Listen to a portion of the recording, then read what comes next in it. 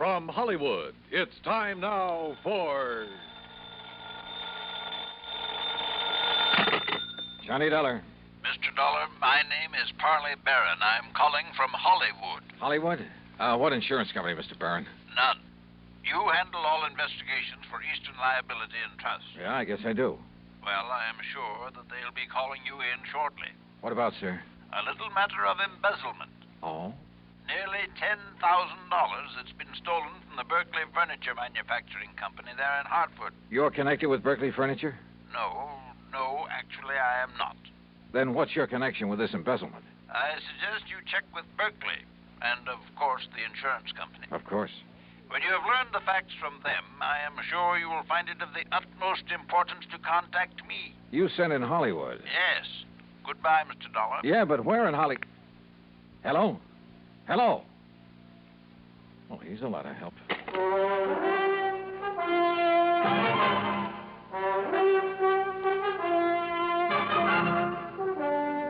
Bob Bailey in the exciting adventures of the man with the action-packed expense account, America's fabulous freelance insurance investigator. Yours truly, Johnny Dollar.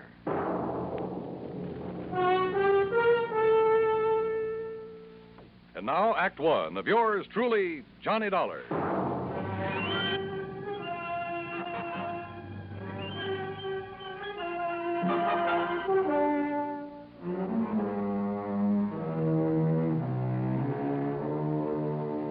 Expense account submitted by Special Investigator Johnny Dollar to the Eastern Liability and Trust Company, Home Office, Hartford, Connecticut.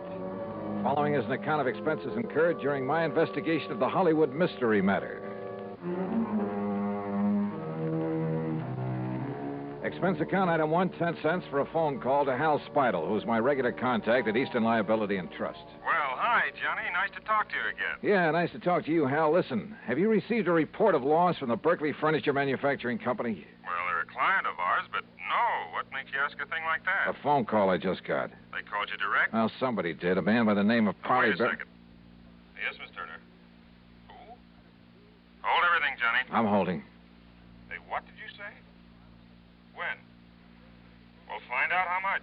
Johnny. Yeah? You've got an assignment, boy, and it's Berkeley Furniture Manufacturing Company. Embezzlement? Yes. 10,000? But how you found out about it? Listen, they just found out about it themselves, so get on over there and see what goes, will you? Hal, will do.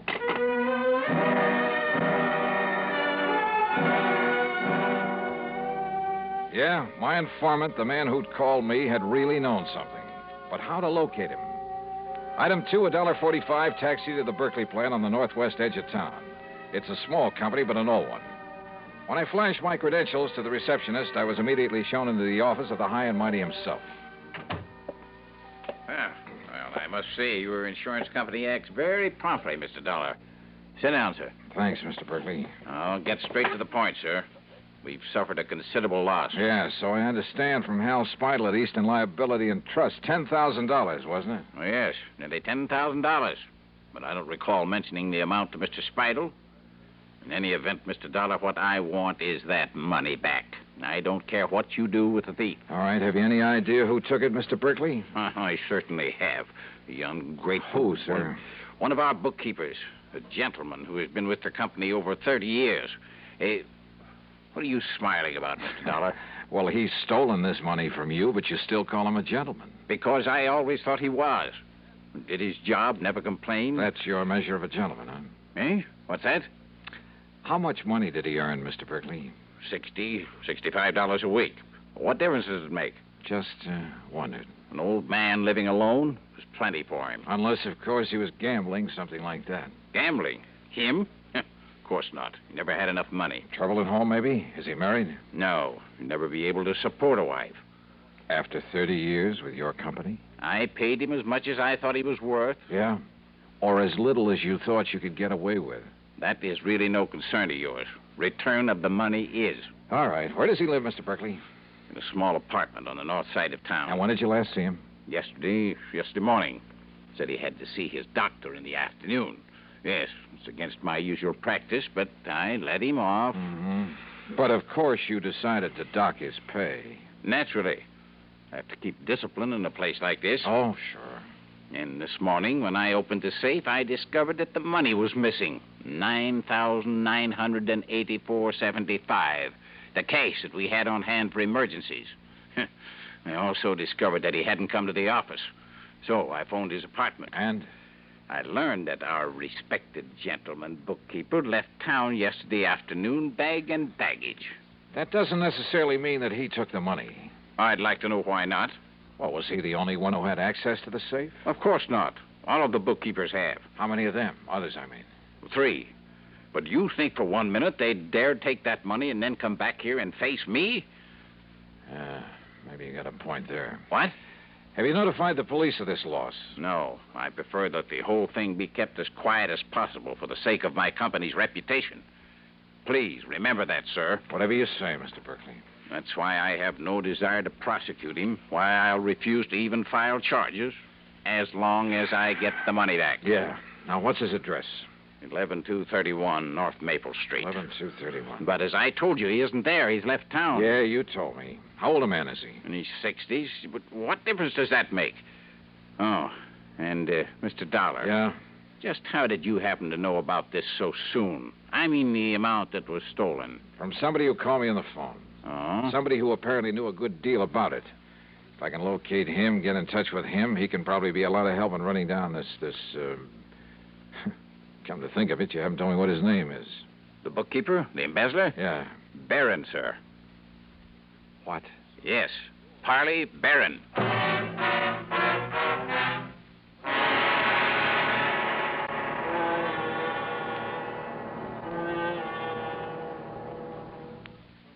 Act 2 of yours truly, Johnny Dollar, in a moment.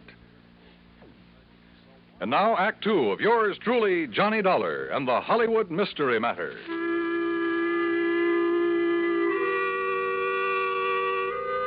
So the embezzler of the $10,000 was Parley Barron, the same man who'd called me on the phone. Apparently called me before the company even knew the money was missing. And he'd had the audacity to inform me that I should contact him. Yeah, somewhere in Hollywood. Which is like saying the needle is somewhere in the haystack. Item 3, $250 for a taxi to the little apartment house on North Maple Street. I paid off the driver, then walked into the open foyer and looked for the usual bank of mailboxes to find out which apartment was Parley Barron's. Hey, you want me to wait for you, mister? No, it's all right, driver. You go ahead if you want to. Okay, let me see. Now, let's see. Nelson, Davis, Parrots. Oops. Oh, excuse me, sir. That's all right. Spaulding, Pierce, Robeson. Taxi, wait a minute. Oh, here we are. Barron, apartment 103. Just a minute, young man. Are you a salesman? Oh, no. I was just looking up the apartment number of Mr. Parley Barron. Well, he ain't here, mister. You're sure? No, sir. He left here bag and baggage yesterday afternoon. Any idea where he went? Nope. Who are you? Cops or something? Here. My credentials. Johnny Dollar Insurance. Yeah, that's right. Now, look, I want you to let me into his apartment. Well, yes, sir. Right this way. Something wrong, Mr. Dollar? No, just a routine investigation. Oh, well, I was sure he'd done nothing wrong. Oh, why do you say that? Why, nice, quiet old man like him, why should he? Only excitement he ever has is when his niece comes to visit with him. His niece? Yes, sir. Name's Virginia. Jenny Lockhart. Wonderful girl. Sort of drops in here to look after him once in a while, cook him a good meal. Now, here we are.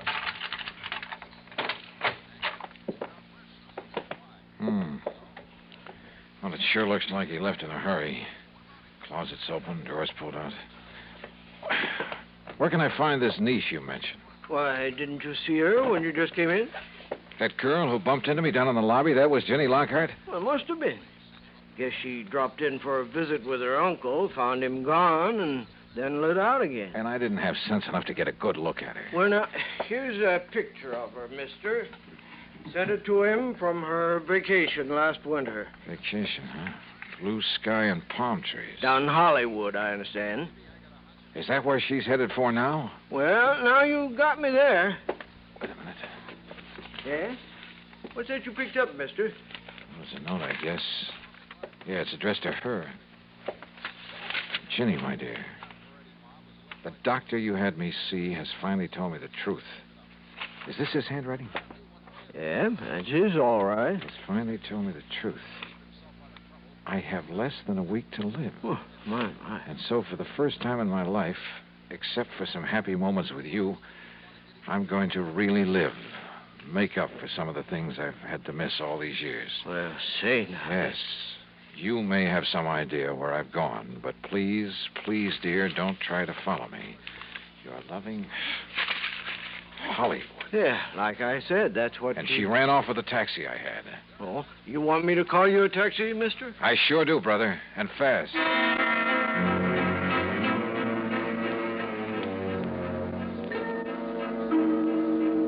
Item 4, $7.50 for a trip to the airport that should have got the cabbie locked up for life.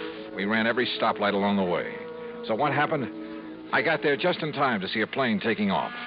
And the man at the ticket counter politely informed me that Virginia Lockhart was among the passengers headed for New York. And where would she go from there? Hollywood. I'd bet my last nickel on it. Yeah, and she could lead me to the man I was after. I checked the schedules of all the airlines leaving New York. If I took the next plane out of Hartford, I could barely make a flight out of New York to the West Coast. In other words, Hollywood. Item 5, $162.80 for a through ticket. When we arrived in New York, where I had only seconds to change planes, I was the first one off. And then I saw her. She was boarding a plane from another ramp. By breaking a couple of records for the 100-yard dash and bulling my way through the gate, I managed to climb aboard just as the doors were being closed. A quick flash at my credentials kept the stewardess from throwing me off, and in a couple of minutes we were airborne. Now, I guess we'd better make some arrangement about your ticket, sir. Huh? Tickets? Yes, sir. Oh, no, here, I already have it. Here you are. Oh, thank you. I'll just... Mr. Dollar? Yeah? I'm sorry, but this ticket is for Los Angeles. Well, sure, that's where I'm going. Well, not on this plane, I'm afraid. This is a non-stop flight to Miami. What? Yes, sir. Miami, Florida. Act 3 of yours truly, Johnny Dollar, in a moment. Now, Act 3 of yours truly, Johnny Dollar, and the Hollywood Mystery Matter. Wait a minute. This plane is headed for Florida? Yes, sir. Non-stop flight to Miami. But I thought this was... Look, I gotta get to Los Angeles, to Hollywood. I'm sorry, Mr. Dollar. Oh, not half as sorry as I am. So what do I do now? Well, I'm afraid there isn't much you can do. So why don't you go up in the cabin where there's one extra seat and, well, just relax and enjoy it. Okay, miss. Great. I'd been so sure it was Virginia Lockhart I'd seen climb aboard this plane, that she'd lead me to her uncle in Hollywood, to wherever he was in Hollywood. So what happened? I was stuck aboard a plane to Miami.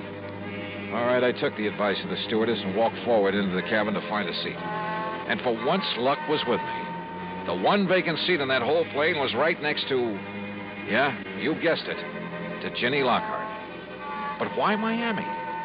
Could she possibly know that I was on the trail of Parley Barron? Was this a trick to lead me off his trail? I decided there was only one thing to do, play it like I hadn't the least idea in the world who she was, and at the same time, see if I could learn anything from her.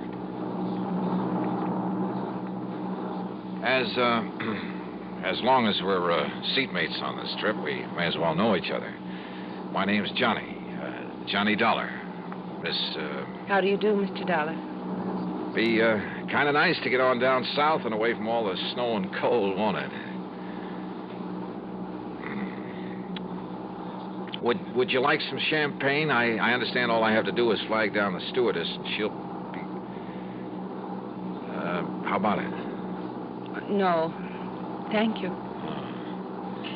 Well, excuse me for saying so, but you look worried about something. I'm sure it wouldn't interest you. No, maybe not. But, sometimes it does a lot of good to cry on somebody's shoulder, and since we'll probably never see each other again after this trip, and, well, I have a good broad shoulder. Thank you, but it's not necessary. Oh, sorry, I didn't mean to.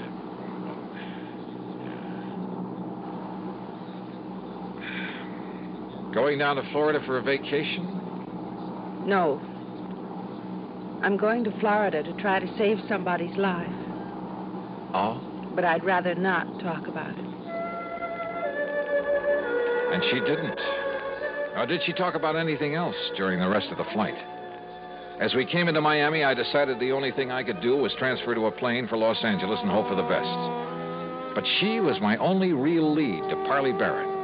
And if I left her here and went on to Hollywood.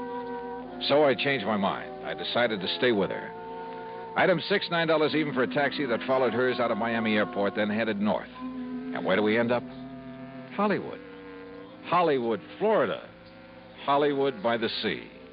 And the Diplomat Hotel. I watched her make inquiries at the desk, heard the clerk tell her room 716. I managed to get an elevator before she did. By the time she reached the door of 716 and raised her hand to knock, I was standing right beside her. Mr. Johnny Dollar, what are you doing here? I've been following you, Ginny, Why? to find your uncle, Parley Barron, who stole $10,000 from the company he was working for. He what? Yeah. And unless I'm all wet, this is the door to his suite. You say he stole... I found the he note stole- he'd written to you, Ginny, back at his apartment in Hartford. Mr. Dollar, Johnny... Yeah, and it all ties up, including his phone call to me. It was to make me think he was headed for Hollywood, California, to throw me off, give him time. Please listen to me. He said that for once in his life, for the few remaining days of it, he was really going to live it up. So he came here, to the Hollywood that you told him about. Came here for one last desperate, glorious fling. Listen, that's what he thought. But don't you see... And the by more I've thought about that crummy, penny-pinching outfit that he worked for 30 miserable years, the more I hated this assignment. Hated the thought of having to deprive that poor old man of this one last chance to get some fun out of life. Because all I know about him is that he's a decent sort who's been taken advantage of. He's a wonderful man. And he's been a good man all his life. Jenny, don't you see? Unless I get him return the $10,000 to his firm... Johnny, listen. He can't have spent $10,000, and I'll make up the rest. Sorry, Jenny. You're not the police. You're not the law. But I have a job to do. Does that dirty old company want the money? Or does it want him? Johnny? For the sake of my company's reputation, that's why I have no desire to prosecute him. Why I'll refuse to even file charges as long as I get the money back. Johnny, if I give you enough to take the $10,000 back to them? Okay, Jenny, it's a deal. Oh, thank you. I'm awfully glad. And because of something else, Johnny. Oh? The reason why I was looking for him. What do you mean? The new doctor I'd had him go to a couple of weeks ago, my doctor. He gave him a lot of tests. Then Uncle went back to see him yesterday afternoon. Yes, I understand. It was to find out the result of the tests, and the doctor told him wrong. The lab reports had got mixed up. You mean that he isn't going to die? No. And the doctor tried to call him, but couldn't reach him, so he called me. That's why I went to his apartment. But he'd left, so I came down here to try to find him. I tried to tell you, Johnny, because... Well, don't you see he's going to be all right? Well, then, Jenny, I guess that leaves only one more thing to be done. What, Johnny? Tell him the good news.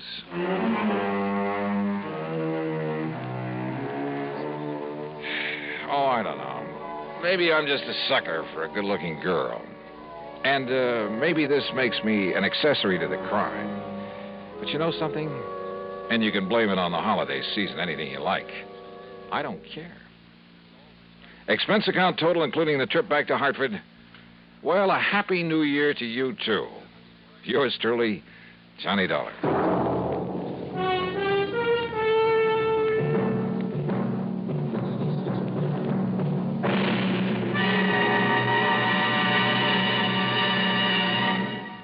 Our star will return in just a moment. Because of another adventure in Hollywood, Florida. But that one you'll have to read about in the February issue of Harper's Bazaar. It's just out, so grab a copy, will you? Yours truly, Johnny Dollar.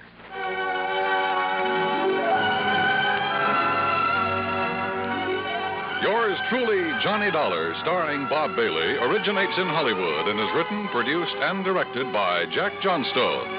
Heard in our cast were Virginia Gregg, Gene Tatum, Harley Bear, Forrest Lewis, Junius Matthews, and Frank Gerstle. Be sure to join us next week, same time and station, for another exciting story of yours truly, Johnny Dollar. This is Dan Cubberly speaking. Gunsmoke rises today on the CBS Radio Network.